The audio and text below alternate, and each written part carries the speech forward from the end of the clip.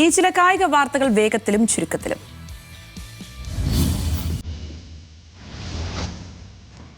2026 FIFA ലോകകപ്പ് പോസ്റ്ററിൽ നിന്ന് സൂപ്പർ താരം ക്രിസ്ത്യാനോ റൊണാൾഡോയുടെ ചിത്രം ഒഴിവാക്കി.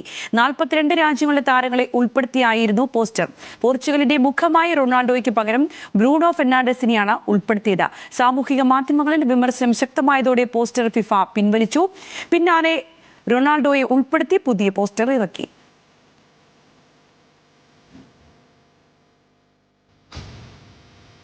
ഇന്ത്യൻ പാസ്പോർട്ട് സ്വന്തമാക്കിയ മുൻ ഓസ്ട്രേലിയൻ ഫുട്ബോൾ താരം റയാൻ വില്യംസിന് ആശ്വാസം. ഇന്ത്യക്ക് കളിക്കാനുള്ള അനുമതി ഫിഫ നൽകി. അനുമതി കിട്ടാത്തതിനാൽ ടീമിനൊപ്പം ചേർന്നെങ്കിലും റയാൻ വില്യംസിന് കളിക്കാനായിരുന്നില്ല.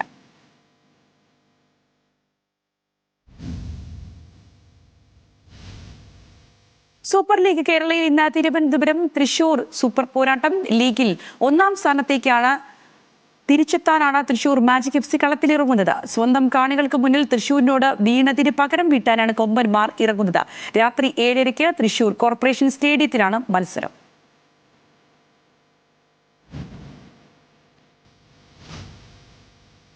അന്താരാഷ്ട്ര ക്രിക്കറ്റിൽ റെക്കോർഡുകളുമായി വെസ്റ്റ് ഇൻഡീസ് താരം ഷായ് ഹോപ്പ് ICCയുടെ 11 ഫുൾ മെമ്പർ രാജ്യങ്ങളോടും സെഞ്ചുറി നേടുന്ന താരമായി.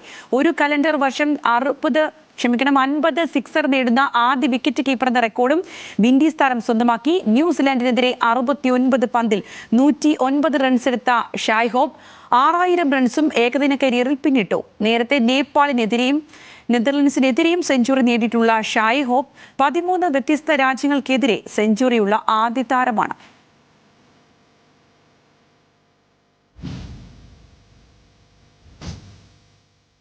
ഓസ്ട്രേലിയ ഇംഗ്ലണ്ട് ആഷസ് പരമ്പരയ്ക്ക് ഇന്ന് തുടക്കം. രാവിലെ 7:50 പെർത്തിലാണ് മത്സരം. 2015 ശേഷം ആദ്യ ആഷസ് കിരീടം ലക്ഷ്യമിട്ടാണ് ബെൻ സ്റ്റോക്സും സംഘവും ഇറങ്ങുന്നത്. അതേസമയം ആഷസ് നിലനിർത്താനിറങ്ങുന്ന ഓസീസ് ക്യാപ്റ്റൻ പാറ്റ് കമ്മിൻസ് ഇല്ലാതെയാണ് എത്തുന്നത്. കമ്മിൻസിന്റെ അഭാവത്തിൽ സ്റ്റീവ് സ്മിത്താണ് ഓസ്ട്രേലിയയെ നയിക്കുന്നത്.